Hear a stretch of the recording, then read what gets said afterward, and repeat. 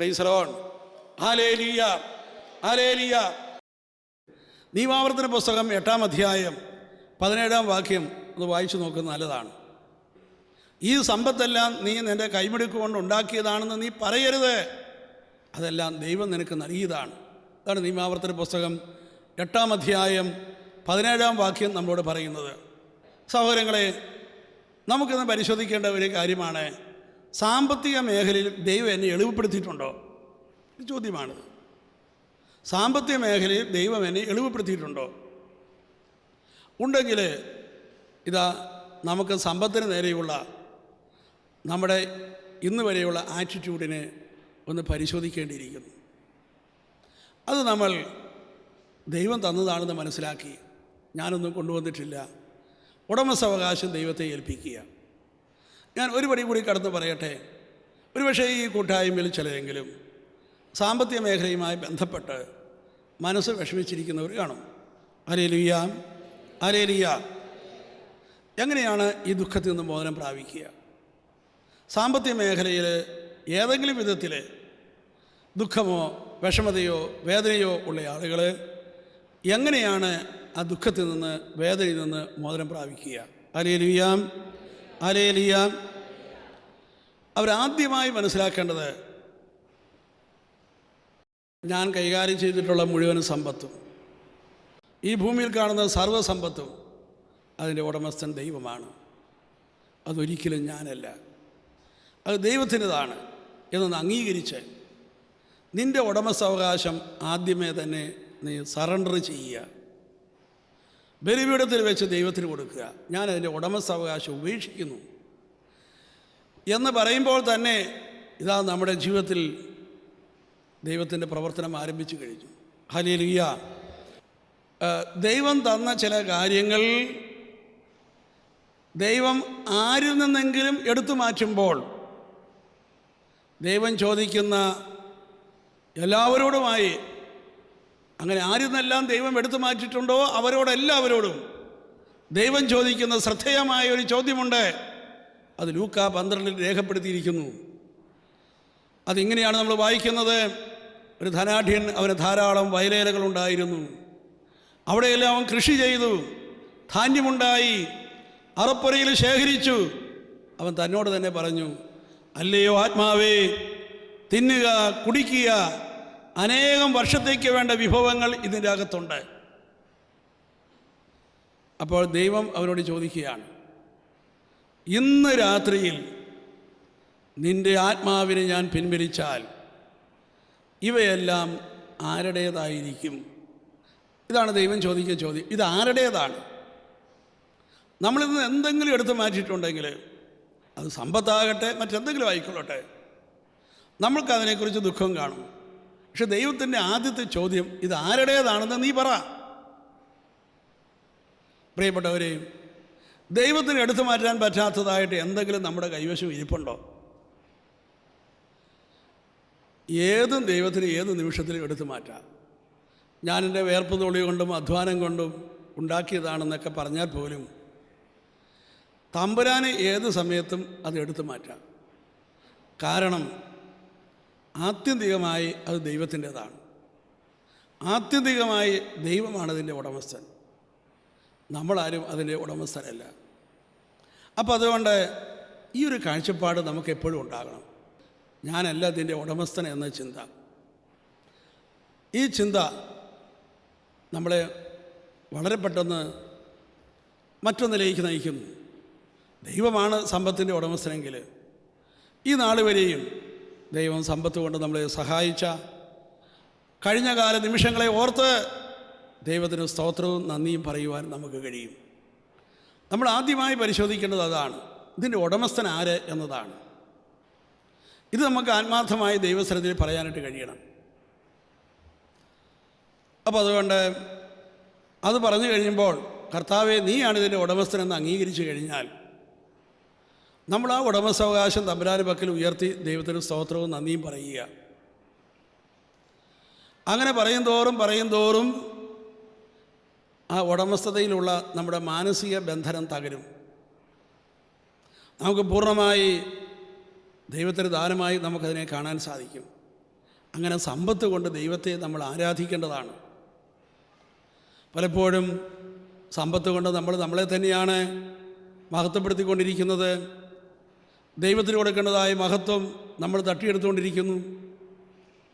ദൈവമായിരിക്കെ ഇതിൻ്റെ ഉടമസ്ഥൻ, നമ്മൾ ഉടമസ്ഥഭാവം ചമയുന്നു. നമ്മൾ ദൈവം കളിക്കുന്നു സമ്പത്ത് കൊണ്ട്. അപ്പോൾ അതുകൊണ്ട് ഇത്തരം രംഗങ്ങൾ നമുക്ക് തന്നെ പരിശോധിച്ചാൽ നമുക്ക് മനസ്സിലാക്കാൻ കഴിയുന്നവയാണ്. ഞാൻ എന്താണ് ചെയ്യേണ്ടത് എന്ന് ദൈവത്തോട് ആലോചന ചോദിക്കുന്നവരൊക്കെ ഉടമസ്ഥാവകാശം നമ്മളിൽ വെച്ചുകൊണ്ട് നാം ദൈവത്തോട് ആലോചന ചോദിച്ചാൽ നമുക്ക് പലപ്പോഴും ഉത്തരം കിട്ടുകയില്ല. അതുകൊണ്ട് ഉത്തരം കിട്ടണമെങ്കിൽ ആദ്യമേ നമ്മൾ ചെയ്യേണ്ടത് നമ്മുടെ കയ്യിലിരിക്കുന്ന സമ്പത്തിൻ്റെ ഉടമസ്ഥാവകാശം തമ്പുരാന് മുമ്പിൽ സമർപ്പിച്ച് ദൈവത്തെ അതിന് ഉടമസ്ഥനായി കണ്ട് ദൈവത്തെ സ്തുതിക്കണം. എങ്കിൽ മാത്രമേ ദൈവത്തിൻ്റെ അരുളപ്പാടുകളും ദൈവത്തിൻ്റെ വെളിപ്പെടുത്തലുകളും നേരെ ശരിയായ പാതയിലൂടെ ദൈവം നമ്മളെ നയിക്കുന്ന സാഹചര്യങ്ങളും നമ്മുടെ മുമ്പിലേക്ക് വിരിഞ്ഞു വരികയുള്ളൂ. നമ്മളിലെ ഞാൻ എന്ന അത്ഭുതകരമായ ആ ശക്തിവിശേഷം, നമ്മുടെ സ്വാർത്ഥത, ആ ഞാൻ എന്ന സ്വാർത്ഥതയ്ക്ക് ഒരല്പം സമ്പത്തെങ്ങാനും കിട്ടിയാൽ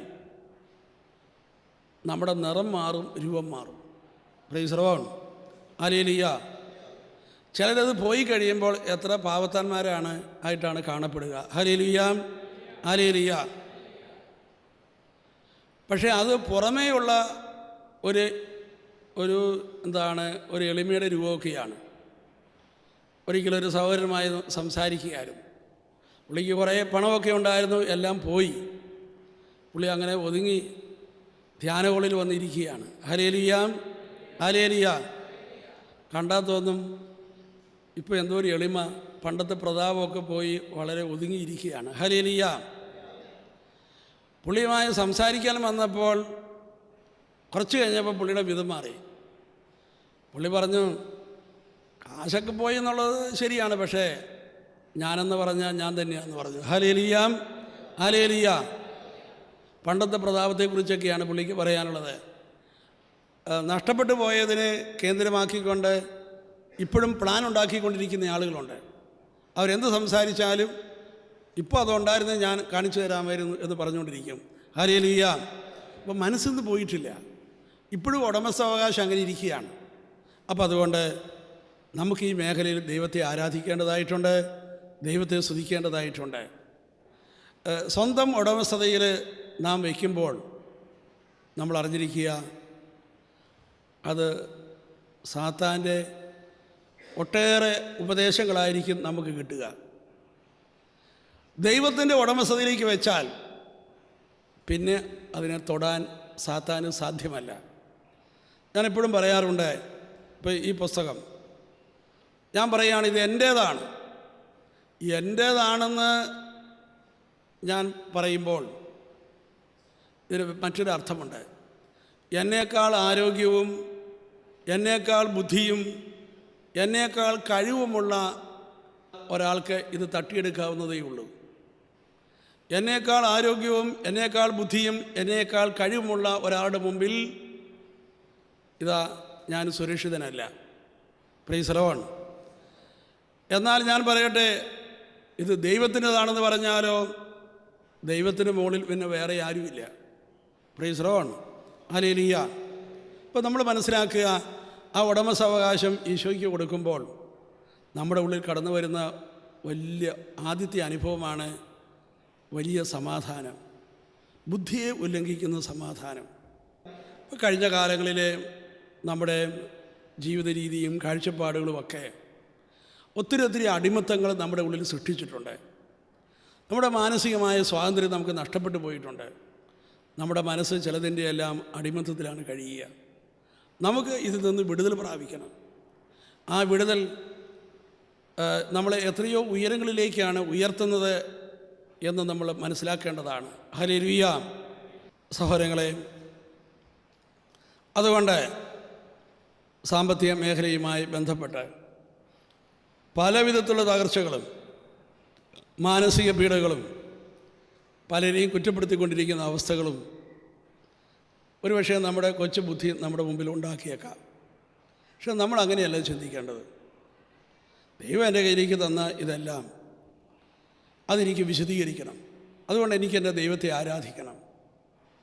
അങ്ങനെ വരുമ്പോഴാണ് അവിടേക്കൊരു വലിയൊരു വ്യത്യാസം സംഭവിക്കുന്നത്. നാം ദൈവത്തിൻ്റെ ഉടമസ്ഥതയിലേക്ക് വെച്ച് ദൈവത്തെ ആരാധിക്കുകയും സ്തുതിക്കുകയും ചെയ്യുമ്പോൾ നമ്മൾ മനസ്സിലാക്കണം, നമുക്ക് നിത്യമായ ഒരു സന്തോഷം അതുവഴി നമ്മുടെ ജീവിതത്തിലുണ്ടാകും. അതല്ലെങ്കിൽ ആ സമ്പത്ത് നൽകുന്ന പരിമിതമായ നശ്വരമായ ഒരു പ്ലഷറിലായിരിക്കും നമ്മൾ ആയിരിക്കുന്നത്. ഹല്ലേലൂയ. ചിലർക്ക് സമ്പത്ത് ഒരു പ്ലഷറാണ്. പ്ലഷർ എന്ന് പറയുന്നത് വെറും താൽക്കാലികമായിട്ടുള്ള ഒരു കാര്യമാണ്. അതിൻ്റെ വൈകാരികത കുറച്ച് കഴിയുമ്പോൾ തീരും. അത് കയ്യിൽ നിന്ന് കിട്ടി, അപ്പോൾ എന്തൊക്കെയോ തോന്നി, കുറച്ച് കഴിയുമ്പോൾ കയ്യിൽ നിന്ന് പോയി. ആ സ്ഥാനം മുഴുവനും ദുഃഖം വന്ന് നിറഞ്ഞു, നിരാശ വന്ന് നിറഞ്ഞു. അല്ലെങ്കിൽ അത് വേറെ ആരെങ്കിലുമാണ് തട്ടിയെടുത്തെന്ന് ചിന്തിക്കുമ്പോൾ പ്രതികാരം കൊണ്ട് നിറഞ്ഞു. മറ്റുള്ളവർ മൂലമാണിത് സംഭവിച്ചതെന്ന് പറയുമ്പോൾ അവരോട് വെറുപ്പായി. ഇതൊക്കെ വന്ന് നിറയുന്നു. പക്ഷേ അങ്ങനെയല്ല. നമുക്കതിൽ നിന്നെല്ലാം നിത്യമായ ഒരു സന്തോഷം തരാനായിട്ട് ദൈവം ആഗ്രഹിക്കുന്നു. ഇത് നമ്മുടെ ജീവിതത്തിലെ വളരെ പ്രധാനപ്പെട്ട ഒരു കാര്യമാണ്. നമ്മൾ ഈ ഭൂമിയിൽ ജീവിക്കുമ്പോൾ നമുക്ക് സമ്പത്ത് ആവശ്യമാണ്. പക്ഷെ നമ്മളതിൻ്റെ അടിമയാകാൻ പാടില്ല. എങ്ങനെയാണ് നമുക്ക് അടിമത്തിൽ നിന്ന് മോചനം പ്രാപിക്കാൻ സാധിക്കുന്നത്? സമ്പത്ത് കൊണ്ട് നമ്മൾ ദൈവത്തെ ആരാധിക്കണം. അതെങ്ങനെ ആരാധിക്കണം? അതിൻ്റെ ഉടമസ്ഥത ദൈവത്തിന് മുമ്പിൽ സമർപ്പിച്ച്. അങ്ങനെയാണ് ദൈവത്തെ ആരാധിക്കേണ്ടത്. ഞാനതിൻ്റെ ഉടമസ്ഥനല്ല, ഇത് ദൈവം എനിക്ക് നൽകിയതാണ്. അപ്പോൾ ദൈവത്തെ സ്തുതിക്കാൻ തുടങ്ങുന്നു. ദൈവം തന്നതാണെങ്കിൽ ആ തന്ന ഉടമസ്ഥന് ഒരു ഉദ്ദേശമൊക്കെ ഉണ്ട്. അതുകൊണ്ട് എൻ്റെ മോഹങ്ങളല്ല, ദൈവത്തിൻ്റെ പ്ലാനാണ് ഞാൻ അതിലൂടെ അന്വേഷിക്കേണ്ടത്. ആ ഉടമസ്ഥാവകാശം സറണ്ടർ ചെയ്ത് ദൈവത്തെ സ്തുതിക്കുമ്പോൾ തന്നെ നമ്മുടെ മനസ്സിൽ ദൈവിക പ്രേരണകൾ ഉണ്ടാകാൻ തുടങ്ങും. ഹല്ലേലൂയ.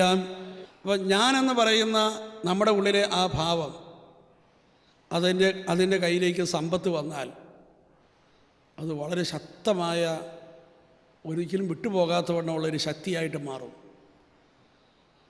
അത് നമ്മളെ അടിമയാക്കി കഴിയുമ്പോഴോ അതൊരു പൈശാചിക ശക്തിയായിട്ട് നമ്മുടെ ജീവിതത്തിൽ മാറും. അത് നമ്മളെ സ്വാധീനിക്കാൻ തുടങ്ങും. സമ്പത്തായിരിക്കും നമ്മളെ നയിക്കുക. സമ്പത്ത് നയിക്കാൻ തുടങ്ങുമ്പോൾ എന്താണ് സംഭവിക്കുക?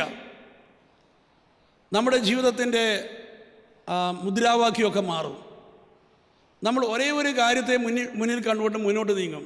എന്താണ്? എന്ത് കാര്യം ചെയ്താലും എനിക്ക് അതിൻ്റെ അകത്ത് നേട്ടമുണ്ടാക്കണം, അത്രയേ ഉള്ളൂ. സമ്പത്തിനെ ലക്ഷ്യമാക്കിക്കൊണ്ട് എല്ലാ കാര്യങ്ങളിലും ഇടപെടുക, വേറെ ഒന്നും അതിനകത്ത് ലക്ഷ്യമില്ല. അപ്പോൾ അവിടെ ബന്ധങ്ങളെല്ലാം തകരാൻ തുടങ്ങും. സമ്പത്തിനെ ലക്ഷ്യമാക്കിക്കൊണ്ട് ജീവിക്കുമ്പോൾ കുടുംബത്തിൽ സമാധാനം നഷ്ടപ്പെടും. Hallelujah, hallelujah. നേട്ടങ്ങളെ ലക്ഷ്യം വെച്ചുകൊണ്ട് ജീവിക്കുമ്പോൾ സന്തോഷവും സമാധാനവും നഷ്ടപ്പെടും. ഒരിക്കൽ ഒരു ഭാര്യയും ഭർത്താവും സംസാരിക്കാനായിട്ട് വന്നു. രണ്ടുപേരും ഉദ്യോഗസ്ഥരാണ്, എൻജിനീയേഴ്സാണ്. അവർ ഒരു കാര്യം എന്നോട് പറഞ്ഞു. കാര്യം ഞങ്ങൾ തമ്മിൽ സ്നേഹമൊക്കെയാണ്, പക്ഷേ ഞങ്ങൾ എപ്പോൾ സംസാരിക്കാൻ തുടങ്ങിയാലും അതിൻ്റെ എൻഡ് എന്ന് പറയുന്നത് അങ്ങോട്ടും ഇങ്ങോട്ടും ചീത്ത വിളിച്ചാണ് അവസാനിപ്പിക്കുക. ചിലപ്പോൾ അടിയിലും അവസാനിപ്പിക്കാറുണ്ട്. സംസാരിച്ച് തുടങ്ങുമ്പോൾ കുഴപ്പമില്ല, പക്ഷേ അതിന് എൻഡ് എപ്പോഴും അങ്ങനെയാണ്. ഇതെന്താ അങ്ങനെ സംഭവിക്കുന്നത്? ഇതാണൊരു ചോദ്യം. ഏതായാലും തുടർന്ന് ഒരുമിച്ചുള്ള ഒരു പ്രാർത്ഥനയും ചർച്ചയിലും ഒക്കെയായി ഇരുന്ന് കഴിഞ്ഞപ്പോൾ ഒരു കാര്യം വെളിപ്പെട്ടു. കാരണം ഇവരെപ്പോഴും സക്സസ്സിനെ കേന്ദ്രമാക്കി ജീവിതത്തെ കണ്ടുകൊണ്ടിരിക്കുന്നവരാണ്. അവരുടെ ലക്ഷ്യം അതാണ്, സക്സസ് എന്നാണ് ലക്ഷ്യം. അപ്പം ഞാൻ അവരോട് പറഞ്ഞു, സ്നേഹത്തെ കേന്ദ്രമാക്കി നിങ്ങൾ ജീവിതത്തെ കാണാൻ തുടങ്ങിയാൽ പിന്നെ ഈ കുടുംബത്തിൽ വഴക്കിന് അധികം സ്ഥലമില്ല. സ്നേഹത്തെ കേന്ദ്രമാക്കിയാണ് കാണുന്നതെങ്കിൽ, സ്നേഹത്തെ കേന്ദ്രമാക്കി ജീവിതത്തെ കണ്ടാൽ, ഭാര്യയ്ക്കൊരു രോഗം വന്നു എന്ന് വന്നാൽ ഇതാ അവിടെ ഒരിക്കലും പരാതിയില്ല. കാരണം സക്സസ് അല്ല ലക്ഷ്യം, സ്നേഹമാണ്. എൻ്റെ സ്നേഹവും എൻ്റെ പരിചരണവും കൂടുതൽ കൊടുക്കേണ്ട സമയമാണിത്. ഒരു കുട്ടിക്ക് അല്പം മാർക്ക് കുറഞ്ഞു പോയാൽ ഇത് അവിടെ വലിയ കോപമൊന്നും ഉണ്ടായാൽ, കാരണം മാർക്ക് കുറഞ്ഞ കുട്ടിയെയും ഉൾക്കൊള്ളുവാൻ തക്കവണ്ണമുള്ള സ്നേഹമുണ്ട്, രോഗിയെ ഉൾക്കൊള്ളുവാനുള്ള സ്നേഹമുണ്ട് ആ കുടുംബത്തിൽ, അംഗവൈകല്യമുള്ള വ്യക്തിയെ ഉൾക്കൊള്ളുവാനുള്ള സ്നേഹമുണ്ട് ആ കുടുംബത്തിൽ. എന്തെങ്കിലുമൊക്കെ പരാജയങ്ങളുണ്ടായാൽ അതൊക്കെ ഉൾക്കൊള്ളുവാനായിട്ട് ആ കുടുംബത്തിന് സാധിക്കും. സക്സസ്സിനെ ലക്ഷ്യം വെച്ചുകൊണ്ടിരിക്കുന്ന കുടുംബത്തിൽ രോഗിയെ ഉൾക്കൊള്ളാൻ കഴിയുമോ? നമ്മുടെ കുടുംബം സ്നേഹത്തിൻ്റെ കുടുംബമായിരിക്കേണ്ടതാണ്. അപ്പോൾ അതുകൊണ്ട് സഹോദരങ്ങളെ, പണത്തെ കേന്ദ്രമാക്കി ചിന്തിക്കുന്നത് വഴി എത്രയെത്ര ബന്ധങ്ങളാണ് തകർന്നു കിടക്കുന്നത്. എത്രയോ പരിപാവനമായ ബന്ധങ്ങൾ, ഏറ്റവും ശ്രേഷ്ഠമായ ബന്ധങ്ങൾ പണം എന്ന വിഷയത്തെ ചുറ്റിപ്പറ്റി ഈ പരിപാവനമായ ബന്ധങ്ങൾ പോലും തകർന്നിരിക്കുന്നു. ഭാര്യയും ഭർത്താവും തമ്മിലുള്ള ബന്ധങ്ങൾ, മാതാപിതാക്കന്മാരും മക്കളും തമ്മിലുള്ള ബന്ധങ്ങൾ, സാഹോദര്യ ബന്ധങ്ങൾ, ഇവിടെയെല്ലാം തകരാറ് സംഭവിക്കുകയാണ്. കാരണം പ്രിയപ്പെട്ടവർ, സമ്പത്തിനെ കേന്ദ്രമാക്കി ചിന്തിക്കുന്നു. സമ്പത്ത് ആ വ്യക്തിയുടെ അടിമപ്പെടുത്തുന്നു, സമ്പത്തിൻ്റെ അടിമയായിത്തീരുന്നു, നമ്മൾ അറിയില്ലത്. അതുകൊണ്ട് ഉടമസ്ഥാവകാശം നമ്മളെപ്പോഴും ദൈവത്തിന് കൊടുത്താൽ മാത്രമേ നമ്മളതിൻ്റെ അടിമയാകാതിരിക്കുകയുള്ളൂ. അല്ലെങ്കിൽ നമ്മളതിൻ്റെ അടിമയാകും. അടിമയാകുന്നതോടുകൂടി ദൈവത്തിൻ്റെ അരുളപ്പാടുകൾ നമുക്ക് കേൾക്കാൻ പറ്റുകയില്ല. ദൈവം സംസാരിക്കുന്നുണ്ട്, പ്രഭാതം മുതൽ പ്രദോഷം വരെ ദൈവം തന്നെ മക്കളോട് സംസാരിക്കുന്നു. പക്ഷേ നമുക്ക് കേൾക്കാൻ പറ്റുന്നില്ല. കാരണം നമ്മൾ ചിലതിൻ്റെ അടിമയായി മാറിയിരിക്കുന്നു. പണവുമായി ബന്ധപ്പെട്ടാണോ എൻ്റെ വഴക്ക് എങ്കിലും ഞാൻ ആദ്യമായിട്ട് എന്താണ് ചെയ്യേണ്ടത്? ആര് ശരി ആര് തെറ്റ് എന്നുള്ളതല്ല, നമ്മൾ നമ്മുടെ അവസ്ഥയെ മനസ്സിലാക്കുക, നമ്മളതിൻ്റെ അടിമത്വം ഉപേക്ഷിക്കുക, ദൈവത്തിൻ്റെ കരങ്ങളിലേക്ക് അതിനെ ഉയർത്തുക. ഈ കാലം വരെയും ദൈവം അതിലൂടെ നൽകിയ സംരക്ഷണത്തിനെ ഓർത്ത് നന്ദി പറയുക. ഇത് ഞാൻ ഉണ്ടാക്കിയതല്ല എന്ന് മനസ്സിലാക്കുക, ദൈവത്തെ സ്തുതിക്കുക, ദൈവത്തിന് സ്തോത്രം ചെയ്യുക. അപ്പോൾ സാമ്പത്തിക മേഖലയിലും മറ്റുമൊക്കെ ഒരു തകരാറ് സംഭവിക്കുമ്പോൾ നമ്മുടെ ബൗദ്ധികമായ പരിശോധന അവിടെ വലിയ പ്രസക്തിയില്ല. ബൗദ്ധിക പരിശോധനയിൽ എന്താണ് നമ്മൾ കണ്ടെത്തുക? ആ വ്യക്തി കാരണമാണ്, അദ്ദേഹം അല്ലെങ്കിൽ ആ വ്യക്തി നീതിയില്ലാതെ എന്നോട് പെരുമാറുന്നു, സ്നേഹമില്ലാതെ എന്നോട് പെരുമാറുന്നു, അല്ലെങ്കിൽ അനീതിയായിട്ട് അധാർമികമായ മേഖലയിൽ എന്നോട് പെരുമാറിയിരിക്കുന്നു, എന്നെ വഞ്ചിച്ചിരിക്കുന്നു. ഇങ്ങനെയൊക്കെയുള്ള ചില നിഗമനങ്ങളിലാണ് നമ്മൾ എത്തിച്ചേരുക. പക്ഷേ നമ്മളൊരു ആത്മീയ വ്യക്തിയാണെങ്കിൽ നമ്മൾ മനസ്സിലാക്കേണ്ടത് നമ്മുടെ യുദ്ധം ഒരു ആധ്യാത്മിക യുദ്ധമാണ്. ഇതൊരു ഭൗതികമായിട്ടുള്ള ഒരു യുദ്ധമല്ല, ഇതൊരു ആത്മീയ യുദ്ധമാണെന്ന് മനസ്സിലാക്കിയാൽ ആത്മീയ ഉപകരണങ്ങൾക്കാണ് ഇവിടെ പ്രാധാന്യമുള്ളത്, ആത്മീയ ആയുധങ്ങൾക്കാണ് ഇവിടെ പ്രാധാന്യമുള്ളത്. അപ്പോൾ അതുകൊണ്ട് ഭൗതികമായ ഉപകരണങ്ങൾക്ക് ഇവിടെ പ്രസക്തിയില്ല. ഒരുപക്ഷേ ഭൗതികമായ ഉപകരണങ്ങൾ നമ്മൾ ഉപയോഗിച്ചുകൊണ്ട് നമുക്ക് അതിനെ നേരിടുവാനായിട്ട് നമ്മൾ പരിശ്രമിക്കും. പക്ഷേ നമ്മളെത്ര പരിശ്രമിച്ചിട്ടും അത് വീണ്ടും വീണ്ടും കൺഫ്യൂഷനിലേക്ക് പോകുന്നു, എങ്ങും എത്തിച്ചേരാതെ കിടക്കുന്നു. ഇതായിരിക്കും അതിൻ്റെ റിസൾട്ട്. അപ്പോഴും നമ്മൾ മനസ്സിലാക്കണം, ഒരു ഭൗതിക യുദ്ധമല്ല എനിക്ക് വേണ്ടത്, ഞാനൊരു ആത്മീയ യുദ്ധത്തിലേക്കാണ് പ്രവേശിക്കേണ്ടത്. അതിൻ്റെ ആയുധം തികച്ചും ആത്മീയം തന്നെയാണ്. അപ്പോൾ അതുകൊണ്ട് കാര്യങ്ങൾ മനസ്സിലാക്കി നമ്മൾ ദൈവത്തെ സമ്പത്ത് കൊണ്ട് ആരാധിക്കാൻ തുടങ്ങുക. ഈ നാൾ വരെയും ദൈവം എൻ്റെ കയ്യിലേക്ക് തന്നതും സാമ്പത്തിക മേഖലയിൽ എന്നെ പരിപാലിച്ചു പോകുന്നതുമായ എല്ലാ കാര്യങ്ങളെയും നമുക്ക് അത് ദൈവം എനിക്ക് നൽകിയ ദൈവത്തിൻ്റെ സ്നേഹവും കരുണയുമാണെന്ന് മനസ്സിലാക്കി ദൈവത്തിന് നന്ദിയും സ്തോത്രവും പറയുക. ജോബിൻ്റെ സിമ്പിളായിട്ടുള്ള പ്രാർത്ഥന നമുക്കറിയാം, ദൈവം തന്നു, ദൈവം എടുത്തു, ദൈവത്തിന് സ്തുതിയായിരിക്കട്ടെ. ഇത് തന്നെയായിരിക്കണം നമ്മുടെ മനോഭാവം. അപ്പോൾ അങ്ങനെ ആ ഉടമസ്ഥാവകാശം സറണ്ടർ ചെയ്ത് നമ്മൾ ദൈവത്തെ സ്തുതിച്ച് സമ്പത്തിൻ്റെ അടിമത്തിൽ നമ്മൾ വിടുതൽ പ്രാപിച്ച് നമ്മുടെ ഉള്ളിൻ്റെ ഉള്ളിൽ വലിയൊരു സ്വാതന്ത്ര്യം നമുക്ക് അനുഭവിക്കാൻ കഴിയണം. 1 തീമോഥെയോസ് 6-9 വാക്യങ്ങൾ. ധനവാന്മാരാകണമെന്ന് ആഗ്രഹിക്കുന്നവർ പ്രലോഭനത്തിലും കെണിയിലും മനുഷ്യനെ അധപതത്തിലേക്കും നാശത്തിലേക്കും തള്ളിയിടുന്ന നിരവധി വ്യാമോഹങ്ങളിലും നിപതിക്കുന്നു. എന്നാൽ ധനമോഹമാണ് എല്ലാ തിന്മകളുടെയും അടിസ്ഥാന കാരണം. ധനമോഹത്തിലൂടെ പലരും വിശ്വാസത്തിൽ നിന്ന് വ്യതിചലിച്ചു പോയിട്ടുണ്ട്. ഒട്ടേറെ വ്യഥകളാൽ തങ്ങളെ തന്നെ അവർ മുറിപ്പെടുത്തിക്കൊണ്ടിരിക്കുന്നു. Praise the Lord.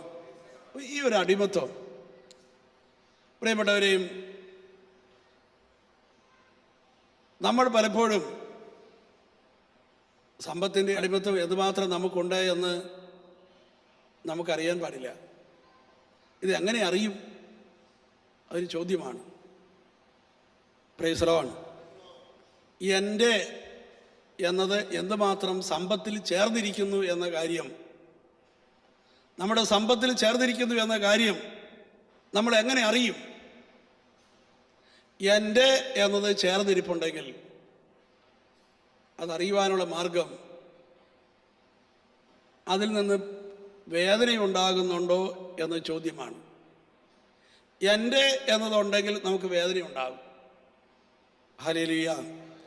എൻ്റെ എന്നതില്ലെങ്കിൽ അവിടെ ഒരിക്കലും വേദന ഉണ്ടാകില്ല. പത്രം വായിക്കുന്നു, 10 പേരുടെ പുര കാറ്റത്ത് പറന്നുപോയി എന്ന് വായിച്ചാൽ നമുക്കൊരു വേദന ഉണ്ടാകില്ല.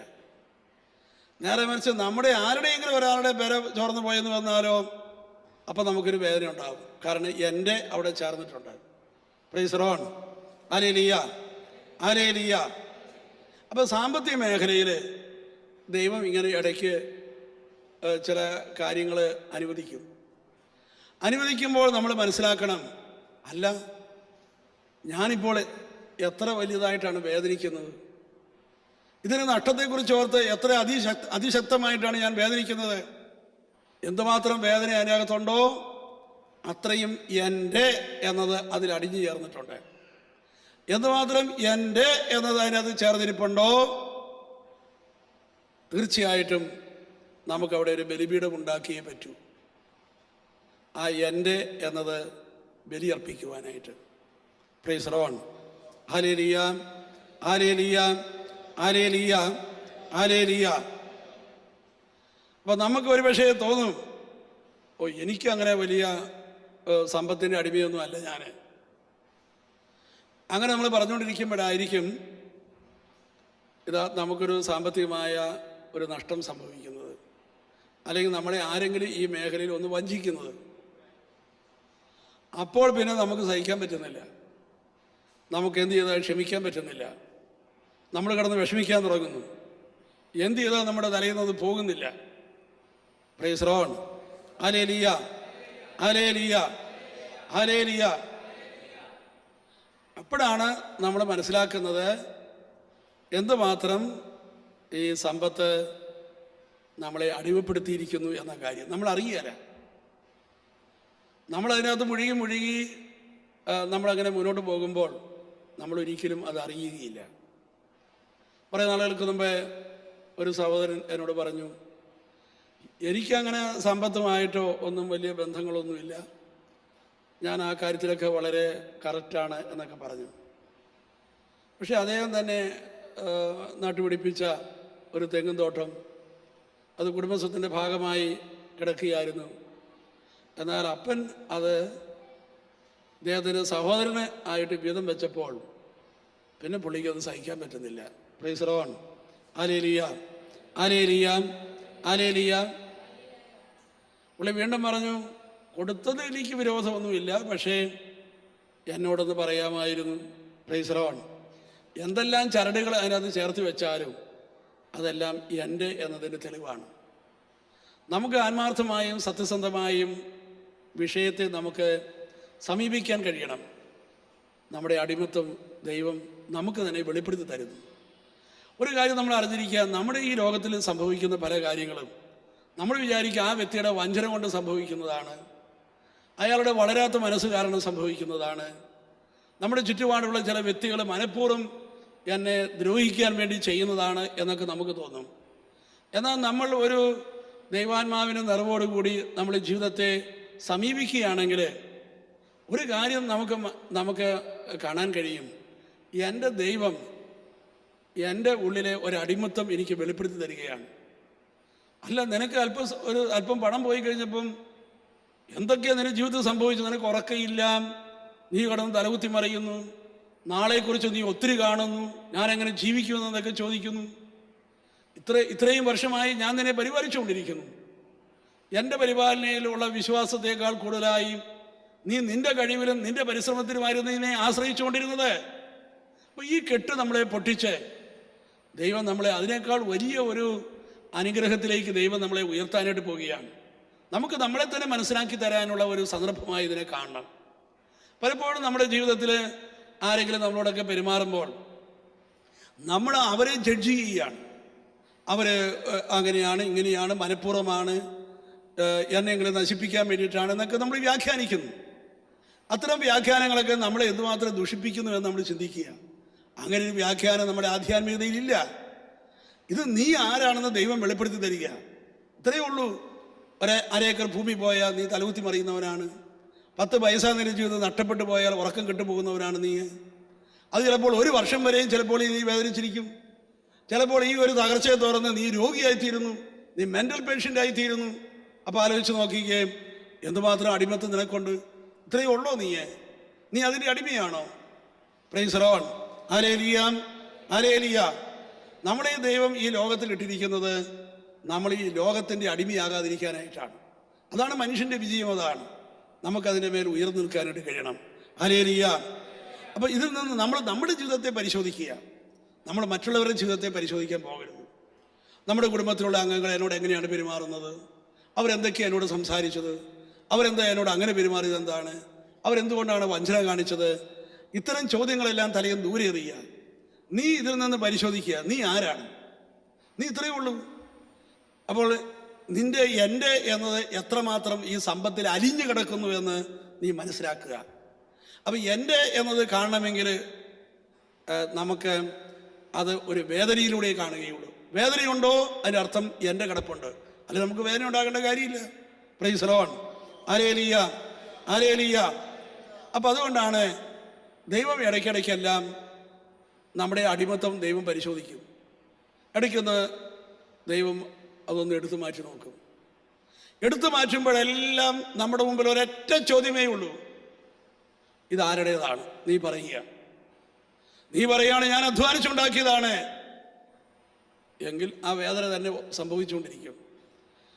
ഇതാരുടേതാണ് എന്ന ചോദ്യത്തിന് ദൈവമേ ഇത് നിൻ്റേതാണ് എന്ന് പറഞ്ഞാൽ, ദൈവമേ ഇത് നിൻ്റേതാണ് എന്ന് പറഞ്ഞാൽ ദൈവത്തിന് അവിടെ ബലി ആരംഭിച്ചു കഴിഞ്ഞു, ബലിപീഠത്തിൽ വെച്ച് കഴിഞ്ഞു, അൾത്താരയിൽ വെച്ച് കഴിഞ്ഞു, സ്തോത്രം ആരംഭിച്ചു കഴിഞ്ഞു. Praise the Lord. Hallelujah.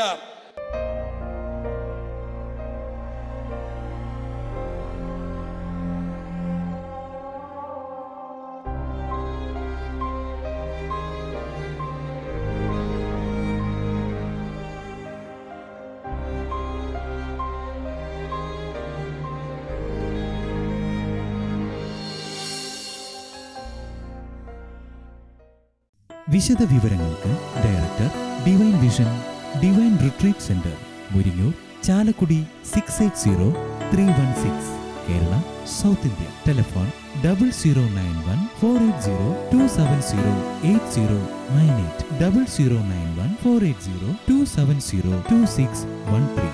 Fax 0091 480 270 8097. Email mail.divintv@gmail.com. Website www.drcm.org.